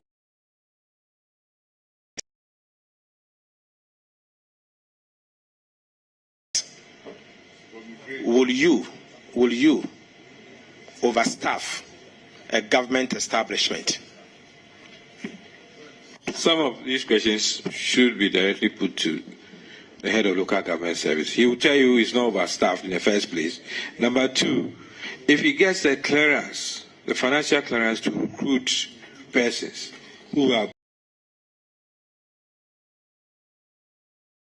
qualified, and he employs them. We are not. I think the government has not said that it's offloading any staff, but if they are properly employed, the head of local government service should have a reason why they be employed, and I don't think that the issue of austerity means that we should start sacking times. I don't think that is what the government wants to do. Honorable nominee, what role did you play in the demarcation of the new regions? Did you play any role as a deputy minister of the Ministry of Local Government? I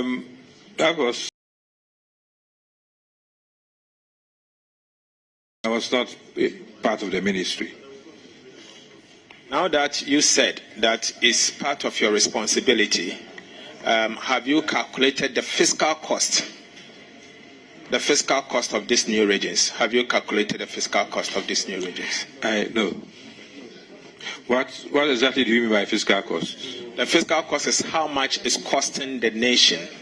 I cannot see it as a cost, with all due respect. If you look at the Constitution, everything has a cost and a benefit. If you look at the Constitution, even under directive principles of state policy,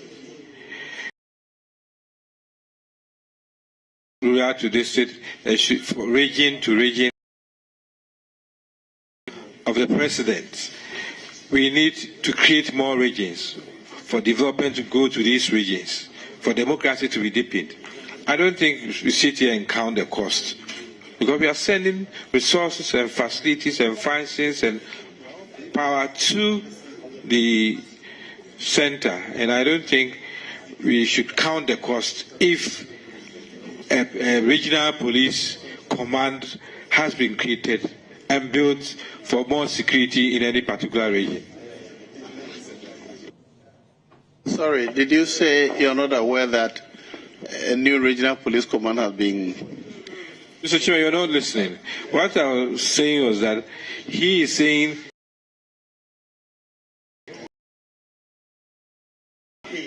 that creating a region and deepening democracy and then even setting up a regional command for a regional post should be seen only as a cost to the nation. I thought, one moment please. I thought because actually regional commands, new ones have been created. And Bekwa is now a regional police command. And the cost is being borne by us for now. No, not a new region.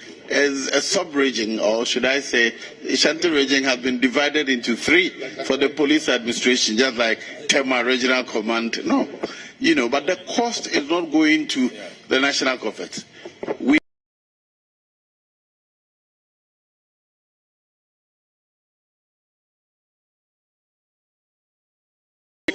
No, but what I said, the infrastructural cost, if you count that because it's been created, so it's been, already we are providing locally, individuals, not central government, but so we shouldn't be counting. But Mr. Chairman, it is for a reason why the Public Financial Management Act, Section 100, says that every proposal making its way to Parliament must come or must be accompanied by fiscal impact analysis, so that we know the fiscal cost going forward. Because some of these costs will be recurring to the extent that there's the need for us to budget it into the future. But I raise that question. So, Chairman, in the ministers, deputy ministers' earlier answer, he said the government has reduced the size of government by removing Zongo Ministry, Special Development Initiative Ministry, Monitoring and Evaluation Ministry. My question is, are you aware that even though the minister responsible for the ministry has been collapsed, the same Ministry of Monitoring and Evaluation, the deputy minister is still at the office of the Monitoring and Evaluation Secretariat and being paid the same salary as a former deputy minister? Are you aware of that? No, I'm not aware of it. I'm confirming to you that at the Finance Committee meeting, the same deputy minister was there. He's paid as Article 71, with 2 other people also paid as Article 71. So the notion, and the same deputy minister used to be the deputy minister of Monitoring and Evaluation, is still at post at the office of the president and the Monitoring and Evaluation Secretariat. So the idea that it has happened and they have reduced it is the same.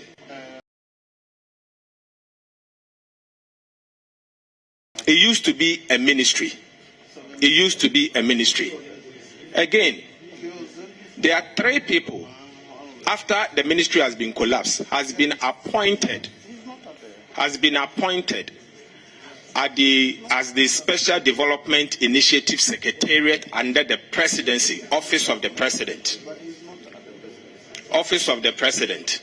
And they are also being paid under Article 71 office holders. So what has changed? Same as the Zongo Development Fund. Our colleague, the former MP for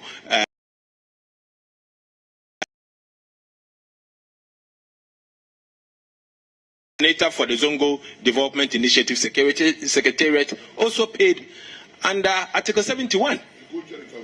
So the notion that this has reduced the size of government, I beg to differ with you, Honorable nominee.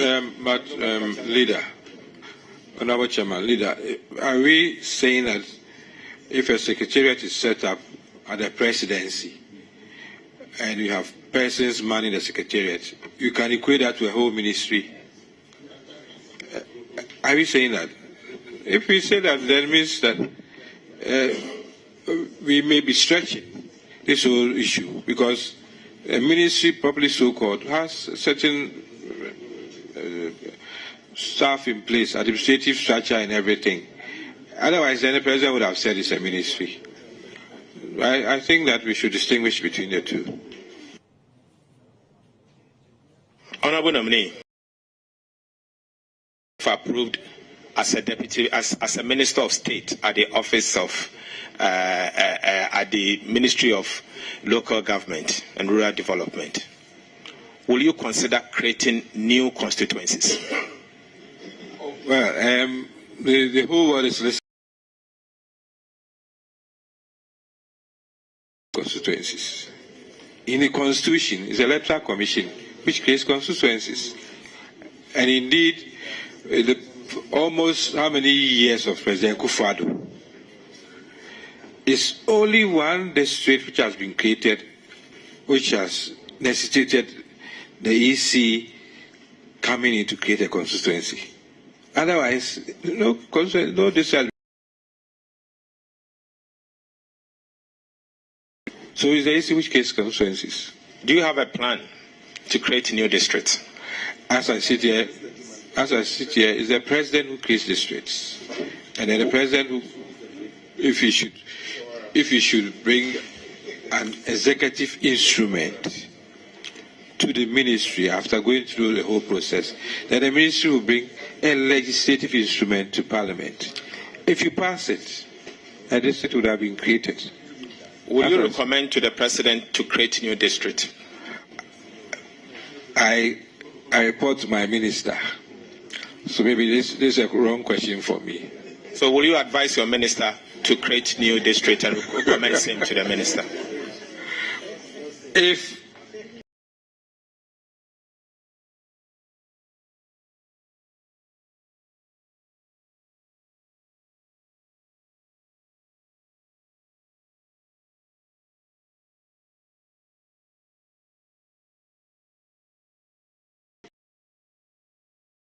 of a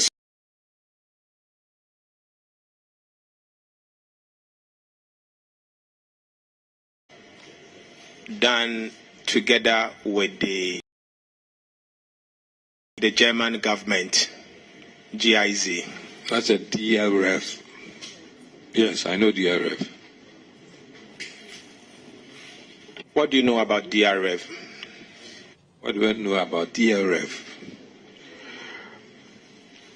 As you said, GIZ had been involved in DRF, trying to assist the assembly to be able to boost their revenue collection efforts.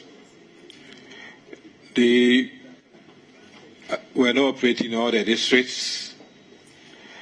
They had various situations where others could even come on board. And as far as we are concerned, they did their part, they played their part in assisting the districts. Are you aware that the Germans had pulled out from supporting government projects going forward because of the misunderstanding with government on DRF? It is not true. I say it is not true because I was part of the delegation to Germany. And nowhere did the German government say that they are pulling out their support because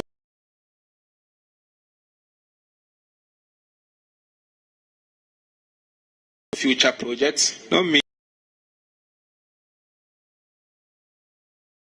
Finance Minister. Various agreements. The DLRF situation became protracted. The German government said they could leave that aspect because we were introducing a new regime as far as property rate collection is concerned. That is all.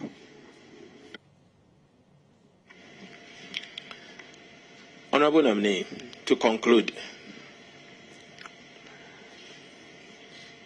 in the midst of what the country is going through vis-a-vis the economic crisis, that we are witnessing,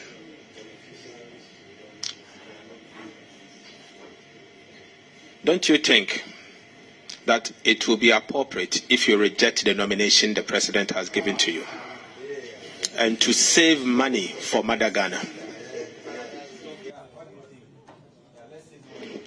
Honorable Ranking, I mean, you know how the system works. I'm a member of parliament. I am remunerated because I'm a member of parliament. My being a minister as a deputy, I have conditions of service. It's not my being elevated to the Minister of State that would significantly affect what is due me at this stage. And I think you know it. And I'm surprised that you say that I should reject the nomination because you think it will cost the nation more. I don't agree with you. In any case, what is going to change? I still stay in my own house. I still I'm still paid as MP. I get my slip.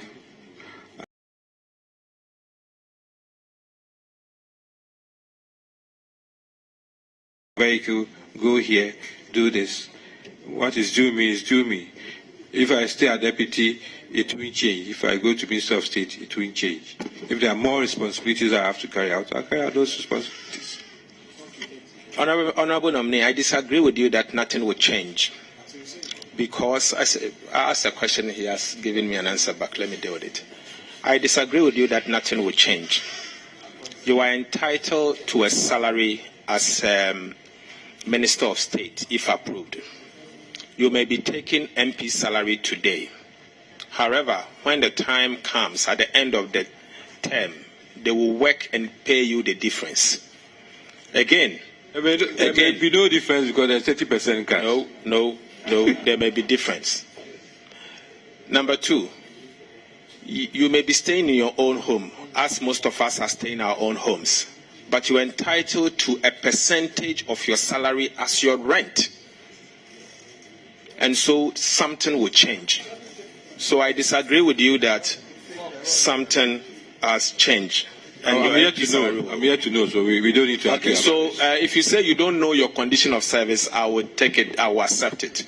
But don't dabble into things you don't know. But why are you also thinking that you can give me my conditions of service? I've told you not to argue.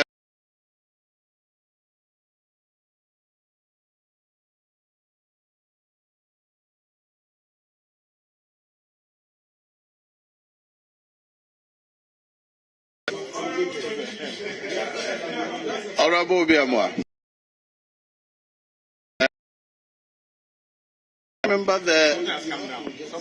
Do you remember who was the Deputy Minister for Monetary and Evaluation?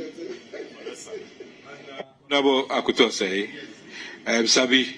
Right. Is Sabi anywhere working at the presidency?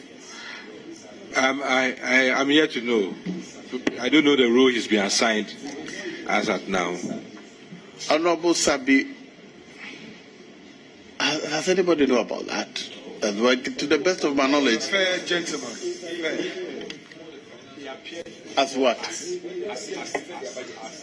person in charge of what do you call it? Monetary evaluation.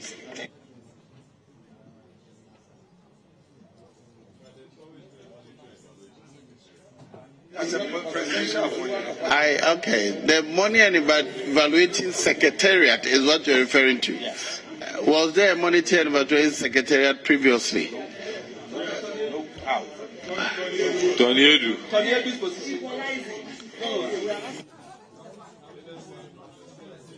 Very well. Honorable Amoah. Because you're seeking to bully us, I'll ask you a lot of questions. You'll bully you too. Charged by Ato, which I don't agree anyway. How could I bully Ato? Who Ato? Powerful minority leader. You see what he's doing. Who Ato? Rather than waiting to be asked questions, he's now not only. I've been asked to add doctor. Elizabeth said I should add doctor. Yes. Very well. Honorable. Not the medical doctor. Honorable members, Honorable Amoah, your membership of the House, I entered Parliament with you. Yourself, Atacha, myself, and Napo, we used to sit at the same.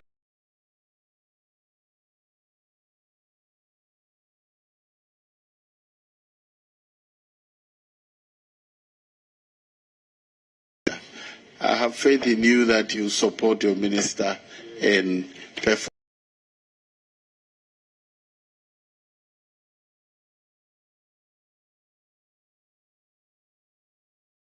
to your minister, and that is what we want to avoid. But Thank you so much. Otherwise, thank you so much. Fortunately, as I said, we thank you for attending. I've known him for so long. And we've done things together. And we'll still do things together. Thank you for attending upon the House to answer questions. Did you say Mrs. Amoah, your senior, was in the house? Let me take the opportunity to recognize Mrs. Amoah. Okay, who is a senior to Honorable Obi Amoah. We thank you for attending upon the house. You're discharged. You hear from us. Come back and sit here.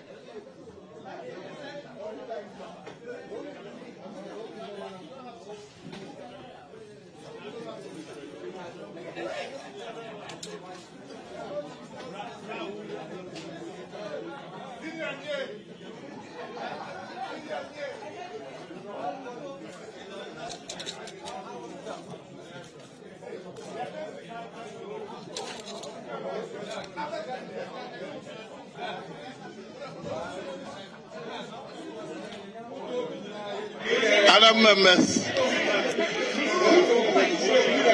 members, it is the turn of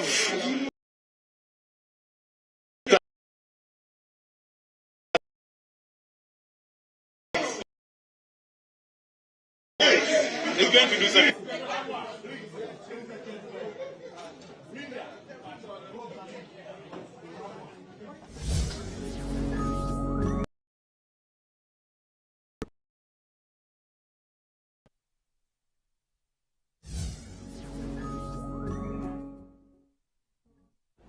Well, this is our coverage, live coverage of the vetting of President Akufo-Addo's ministerial and deputy ministerial nominees. What you've just witnessed was that of the nominee or Minister of State at the Ministry of Local Government and Rural Development, the Honorable Obi Amoah, Osei Bonsu Amoah, who is the MP for Kwapem South, currently serving as Deputy Minister at the same ministry, that is Local Government and Rural Development. Richard De La Sky of the City Breakfast Show 97.3 City FM has joined me in studio, and we'll be taking a look at what has transpired so far and, of course, what lays ahead during the vetting of the ministerial nominees.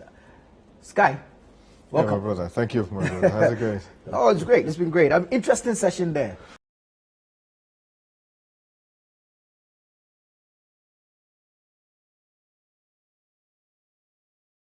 What happens, and then also Obi Amoah has a very calm demeanor but can be firm in terms of how he pushes back when certain questions approach him, and the lawyer in him trigger a few things which led him to the kind of reactions that we also. But I thought that it was a very useful exercise in terms of the issues that came out.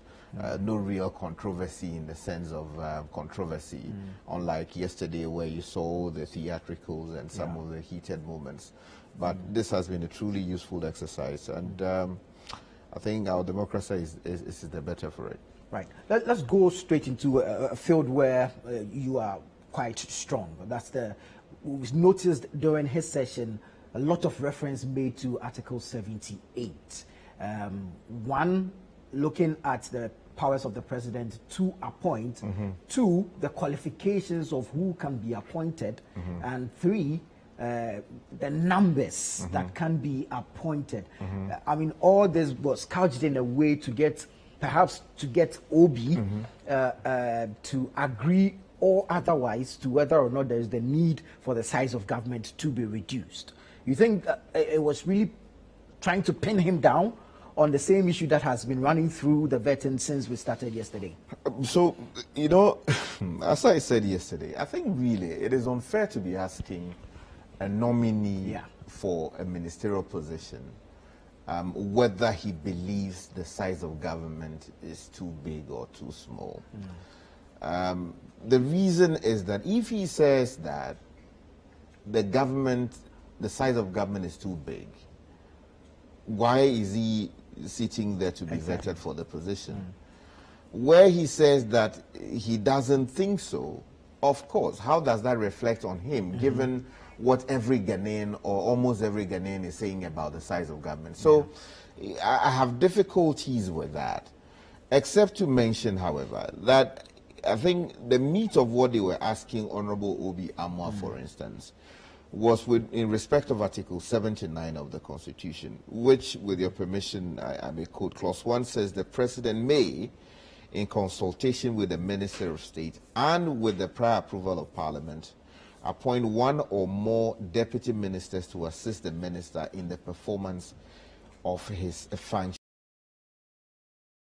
Who says a person shall not be appointed a deputy minister unless he is a member of Parliament or is qualified to be elected as a member of Parliament. Now, what the Honorable Suhuyini was seeking to do was to suggest that, yes, I mean, you are moving from the position of deputy minister, but you are going to be performing a function which we are not so clear about. Are you were you appointed in consultation with the current minister or something else? So that changes the color of the whole conversation. But I mean, I think they are back now. Let's go back to Parliament. Right. Well, we'll take you back to Parliament because the Honourable Member for Inshiayeso, Stephen Amoah, is taking the seat now to be vetted for the position of Deputy Minister for Trade and Industry.